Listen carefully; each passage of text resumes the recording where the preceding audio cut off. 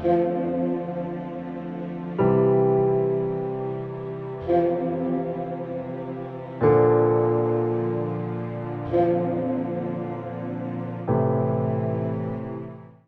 लिए आज की तलावत तकवीन की किताब उसका दूसरा बाब 18वीं आयत से 24वीं आयत तक।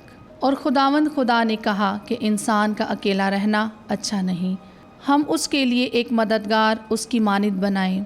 और खुदावंद खुदा ज़मीन के सब जानदार और आसमान के सब परिंदे मट्टी से बनाकर इंसान के पास लाया ताकि देखे कि वो उनके लिए क्या नाम रखता है। बस आदम ने हर एक जानदार को जो नाम दिया वही उसका नाम हुआ। और इंसान ने सब चरिंदों और आसमान के सब परिंदों और ज़मीन के सब दरिंदों का नाम रखा, पर इंसान को अपनी मानिद कोई मददगार ना मिला।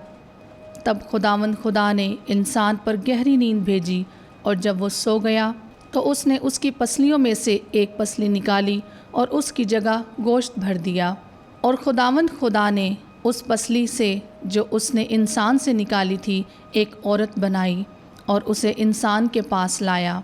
और इंसान ने कहा, अब ये मेरी हड्डियों में से हड्डी और मेरे गोश्त में से गोश्त है। वो नारी कहलाएगी क्योंकि नर से निकाली गई।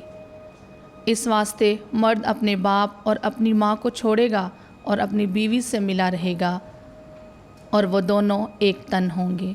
पाकलाम के पढ़े और सुने जाने पर खुदावन की खास बरकत हो। खुदावन का शुक्र हो।